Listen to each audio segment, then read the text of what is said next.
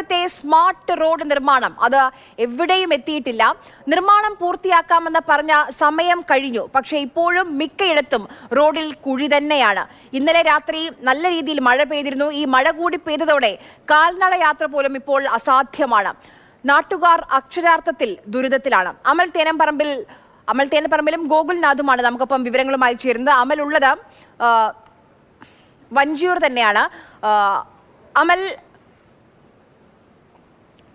എല്ലാ റോഡുകളും അതിലിപ്പോൾ പ്രധാനപ്പെട്ട റോഡുകളെന്നില്ല, ഇടവഴികളെന്നില്ല, എല്ലാ റോഡുകളും പൊട്ടിപ്പൊളിഞ്ഞ സ്ഥിതിയിലാണ്.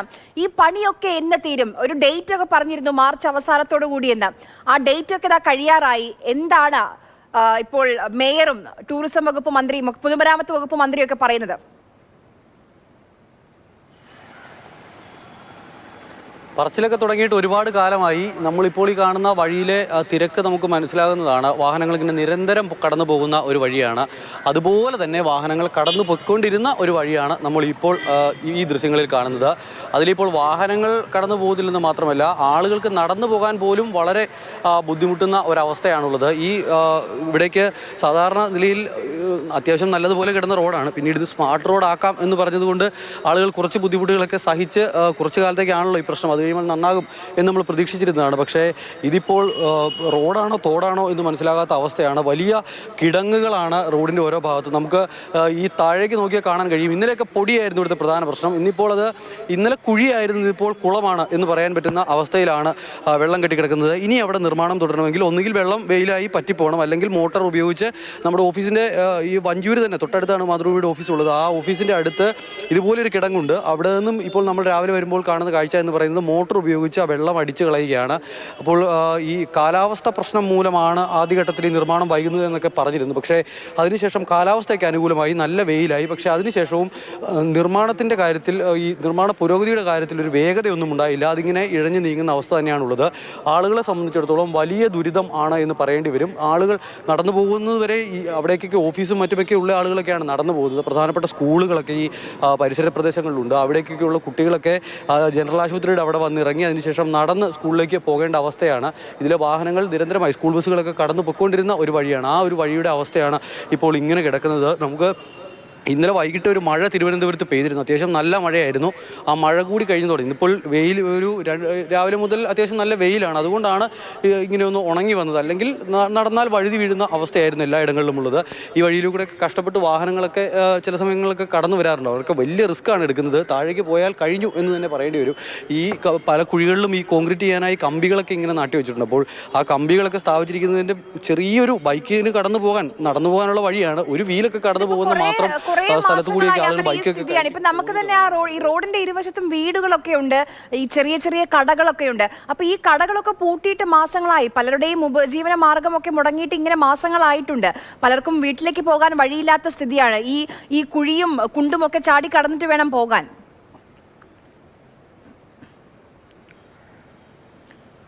അതുതന്നെയാണ് അവസ്ഥ. സ്റ്റെഫിൻ കൂടിയുണ്ട്. സ്റ്റെഫിൻ നിരന്തരമായി ഈ റോഡുകളുടെ വാർത്തയൊക്കെ ഇങ്ങനെ കൈകാര്യം ചെയ്തു പോകുന്ന ആളാണ്. സ്റ്റെഫിനെ നമുക്ക് ഇവിടെ നിന്നാൽ ഇപ്പോൾ ദൃശ്യങ്ങളിൽ കാണുന്നത് നമ്മളെ കവർ ചെയ്ത് പോയ ഒരാൾ ഹെൽമെറ്റൊക്കെ വെച്ച് നടന്നു പോവുകയാണ്. അപ്പുറ സൈഡിലും അതുപോലെ തന്നെ ഹെൽമെറ്റ് വെച്ച് നടന്നു പോകുന്ന ഒരാളെ കാണാൻ കഴിയും. അതിന് കാരണം എന്ന് വെച്ചാൽ ഇതിലെ ഹെൽമെറ്റ് വെച്ച് നടന്നു പോകുന്ന നമ്മളൊരു ഹെൽമെറ്റ് വെച്ച് നടക്കേണ്ടതായിരുന്നു എന്നുള്ളതാണ് എൻ്റെ ഒരു അഭിപ്രായം. കാരണം നമ്മുടെ ജീവൻ്റെ സുരക്ഷിതത്വത്തിനും അതോടൊപ്പം തന്നെ ഇവർക്ക് ഇതിലെ അല്ലാതെ പോകാൻ യാതൊരു മാർഗവുമില്ല. ഈ ബൈക്ക് എടുത്ത് കടന്നു പോയിക്കൊണ്ടിരുന്ന വഴിയാണ്. അപ്പോൾ പിന്നെ ഹെൽമെറ്റ് വെച്ചിട്ട് വണ്ടി വേറെ എവിടെയോ വെച്ചിട്ട് അത്യാവശ്യ കാര്യത്തിൽ നടന്നു പോകുന്ന രണ്ടാളുകളെയാണ് കാണുന്നത്. അങ്ങനത്തെ വലിയ ദുരിതമാണ് എന്ന് തന്നെ പറയേണ്ടി വരും. ഇത് എന്ന് തീരും എന്നുള്ള കാര്യത്തിൽ വല്ല ഉറപ്പുണ്ട്? ഒരു ഉറപ്പുമില്ല. കാരണം ഈ മാസം അവസാനത്തോടു കൂടി ഈ നിർമ്മാണം പൂർത്തിയാക്കും എന്നുള്ളതായിരുന്നല്ലോ കോർപ്പറേഷൻ പറഞ്ഞിരുന്നത്, അല്ലെങ്കിൽ മന്ത്രി അടക്കമുള്ളവർ പറഞ്ഞിരുന്നത്. പക്ഷേ എല്ലാ റോഡുകളുടെ സ്ഥിതി ഇതാ. ഇപ്പം നമുക്ക് ഏറ്റവും പല റോഡുകളുടെ, സ്റ്റാച്യൂലുള്ള റോഡിൻ്റെ അല്ലെങ്കിൽ നഗരത്തിലെ മറ്റ് റോഡുകളുടെയൊക്കെ സ്ഥിതികൾ നമ്മൾ റിപ്പോർട്ട് ചെയ്തു. പക്ഷെ നമ്മുടെ ഏറ്റവും അടുത്തേക്ക് ഈ പ്രശ്നം വന്നിരിക്കുക. നമ്മുടെ ഓഫീസിൽ നിന്ന് ഇപ്പോൾ പുറത്തിറങ്ങാൻ പറ്റാത്ത സ്ഥിതി ആയിക്കൊണ്ടിരിക്കുക. ഇത് എന്ന് തീരുമെന്നുള്ളതാണ് ഏറെ പ്രധാനപ്പെട്ട ചോദ്യം. കാരണം ഇത് എത്ര നാളായി ഈ ജനറൽ ഹോസ്പിറ്റലിന് അവിടെ നിന്ന് ഈ പാറ്റൂരിലേക്കുള്ള ഈ പ്രശ്നം തുടങ്ങിയിട്ട് എത്ര നാളായി? എന്നിട്ടും ഇതിനൊന്നും ഇപ്പോഴും ഒരു തരത്തിലുള്ള പരിഹാരമില്ല. എന്നിത് തീരുമെന്ന് കൃത്യമായി പറയാൻ ഇപ്പം കഴിയാത്തൊരു സ്ഥിതി. കഴിഞ്ഞ പൊങ്കാലയ്ക്ക് മുമ്പ് തീർക്കുമെന്നാണ് പറഞ്ഞിരുന്നത്, ആറ്റുകാൽ പൊങ്കാലയ്ക്ക് മുൻപ്. ഇപ്പോൾ അടുത്ത പൊങ്കാല വരെ കാത്തിരുന്നാലെങ്കിലും ഇതിനൊരു പരിഹാരം ഉണ്ടാകുന്നുണ്ട്. ഏറ്റവും വലിയ പ്രശ്നം എന്താണെന്ന് വെച്ചാൽ ഈ വെള്ളം കൂടി, ഈ കുഴികളിലൊക്കെ വെള്ളം കൂടി കെട്ടിക്കിടന്നാൽ ഏതാണ് റോഡ് ഏതാണ് കുഴി എന്നൊന്നും മനസ്സിലാകാത്ത അവസ്ഥ വരും.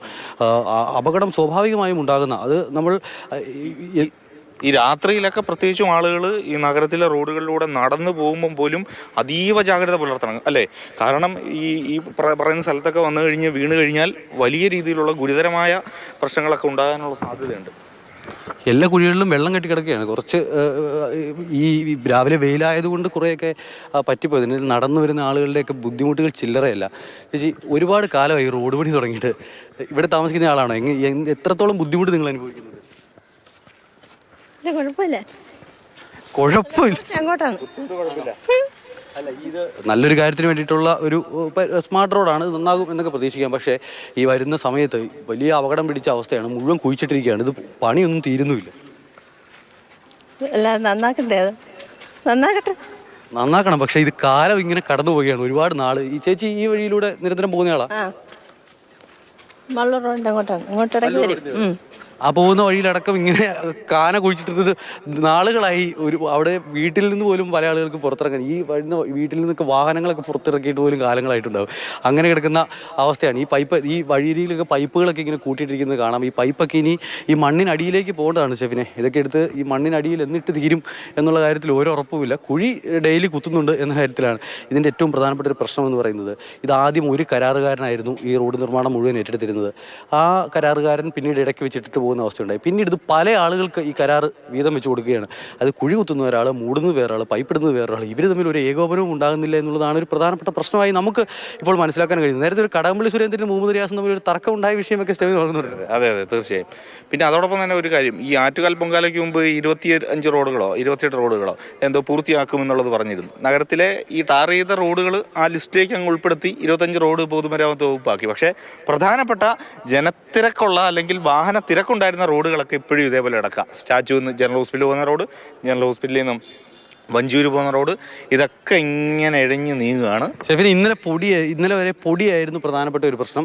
ഇന്നിപ്പോൾ പൊടി മാറി ഈ മഴ പെയ്തോടുകൂടി ചെളിയായിട്ടുണ്ട്. മഴ പെയ്ത് പൊടി തന്നെയായിരുന്നു ഇതിലും ഭേദം എന്ന് തോന്നുന്നില്ല. പൊടിയാണെങ്കിൽ നമ്മുടെ കണ്ണിൽ പൊടി പോകുന്നു, പൊടി അടിക്കേണ്ടി വരുമെന്നുള്ളൂ, അല്ലാതെ അപകടം ഉണ്ടാകാനുള്ള സാധ്യത കുറവാണല്ലോ. ഇത് ഒരു ബൈക്കുകാരനൊക്കെ വരുന്നുണ്ട്. ആ ബൈക്കൊക്കെ പാതി വഴിയിൽ വന്ന് ഇവിടെ നിൽക്കുന്നത് കാണാം. എങ്ങോട്ട് പോകണമെന്ന് ഒരു പിടിയുമില്ലാതെ പകച്ചു നിൽക്കുന്ന അവസ്ഥയിലാണ്. തിരിച്ചു പോകാനുള്ള ശ്രമമാണ് നടക്കുന്നത് എന്ന് തോന്നുന്നു. കാരണം ഏത് വഴിക്ക് പോകണമെന്ന് ഒരു പിടിയുമില്ല. ഇവിടെ വരെ അത് നമ്മുടെ ഇടവഴി കയറി വരുമ്പോഴുള്ള ഒരു വഴിയാണ്. അപ്പോൾ അവിടെ നിന്നും അവിടെയുള്ള കാര്യങ്ങൾ എത്രയോ മാസങ്ങളായി അവിടെയുള്ള ജനങ്ങൾ ഇങ്ങനെ പ്രയാസങ്ങൾ അനുഭവിച്ചുകൊണ്ടിരിക്കുകയാണ്.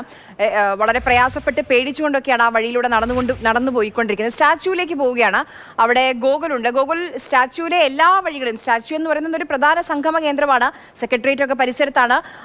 കുറേ കടകളും എല്ലാം ഉള്ളൊരു സ്ഥലമാണ്.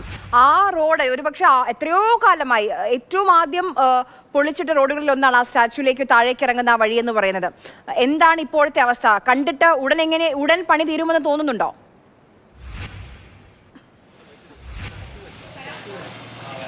ആര്യ, ഉടൻ പണി തീരുമെന്നുള്ള കാര്യത്തിൽ സംശയമാണ്. കാരണം മാസങ്ങളായി തന്നെ കുഴിച്ചിട്ടിരിക്കുകയാണ് ഈ റോഡെല്ലാം തന്നെ. വലിയ കിടങ്ങുകളാണ്. ഇവിടെ അടുത്ത് സ്കൂളുകളടക്കം തന്നെ ഉണ്ട്. അപ്പോൾ കുട്ടികളടക്കമുള്ളവർക്ക് പോകാൻ വലിയ പാടാണ്. ഇപ്പം നിലവിൽ പരീക്ഷാക്കാലം കൂടെയാണ്. അതുകൊണ്ട് തന്നെ ഈ കുട്ടികളൊക്കെ തന്നെ ഇതേ റോഡിൽ കൂടെ വേണം നടന്നു പോകാൻ. ഇന്നലെ വരെ പൊടിക്കാറ്റും പൊടിയുമായിരുന്നു പ്രശ്നമെന്നുണ്ടെങ്കിൽ, റോഡിൽ പൊടിയായിരുന്നു പ്രശ്നമെന്നുണ്ടെങ്കിൽ, ഇന്നത്തെ പ്രശ്നമെന്ന് പറയുന്നത് വലിയ കിടങ്ങുകളിലെ വെള്ളവും അതുപോലെ തന്നെ നമ്മൾ ചവിട്ടിയാൽ തന്നെ കാല് പുതഞ്ഞു പോകുന്ന അവസ്ഥയാണ്. അപ്പോൾ കുട്ടികളടക്കം വലിയ ബുദ്ധിമുട്ടിലാണ്. നമുക്കിപ്പം ദൃശ്യത്തിൽ കാണാൻ പറ്റുന്നത് പോലെ തന്നെ ഞാൻ നിൽക്കുന്ന ഒരു വീടിൻ്റെ മുൻഭാഗത്താണ്. ആ വീട്ടിലേക്ക് വരുമ്പം ആ സാഹചര്യം വളരെ രൂക്ഷമാണ്. കാരണം വീട്ടിലേക്ക് കയറാൻ തന്നെ മാസങ്ങളായി ഇവരിവിടെ കുടുങ്ങിക്കിടക്കുകയാണ്. കാരണം ഇവിടെ നിന്ന് വണ്ടി എടുത്തുകൊണ്ട് പോകാൻ പറ്റില്ല. കിലോമീറ്റർ അപ്പുറത്താണ് ഈ വണ്ടികളൊക്കെ തന്നെ അവർ വീട് പാർക്ക് ചെയ്തിരിക്കുന്നത്. ഒപ്പം വീട്ടിൽ നിന്ന് ചെളി അടിച്ചിറക്കുന്ന ഒരു സ്ഥിതിയാണുള്ളത്. കാരണം ഈ റോഡുകളൊക്കെ തന്നെ മാസങ്ങളായി. എന്തായാലും നമുക്ക് ചേട്ടനോട് തന്നെ ചോദിക്കാം. ചേട്ടാ, എത്ര മാസമായി ഇവിടെ പണി? ഒരു 1.5 മാസം വരെ ആയിട്ടുണ്ട്. ഈ ബുദ്ധിമുട്ടുകൾ എന്തൊക്കെയാണ്? ബുദ്ധിമുട്ടെന്ന് വെച്ചാൽ ഇവിടെ അമ്മ ഇന്നലെ രാത്രി വീഴാൻ പോയി. ഇവിടെ ഏറ്റടയ്ക്കാൻ വേണ്ടി പോയിട്ട് 86 വയസ്സായ അമ്മയാണ്. പെരുപ്പംകോട് ചേർന്നാരുടെ ഭാര്യയാണ്. അദ്ദേഹത്തിന് വെളിയിറങ്ങാനും ആശുപത്രി കൊണ്ടുപോകാനും ഒരു മാർഗ്ഗമില്ല. വണ്ടി തട്ടിട്ട് മാസങ്ങളായി ബാറ്ററി വേണ്ടി ചാർജ് പോയി. ഇങ്ങനെ വലിയ ദുരിതം അനുഭവിക്കുകയാണ് ഇതിൻ്റെ അകത്ത്. വല്ലാത്ത കഷ്ടം എന്ന് വെച്ചാൽ വല്ലാത്ത കഷ്ടം. ചെറുക്കിടിച്ചൊക്കെ പോയാണ് ആൾക്കാർ. വല്ലാത്ത കഷ്ടമാണ്, വല്ലാത്ത പ്രശ്നമാണ്. ഇത്തിരി വണ്ടി ഇറങ്ങാണ്ട് ഹോസ്പിറ്റലിലെങ്കിലും കൊണ്ടുപോകായിരുന്നു.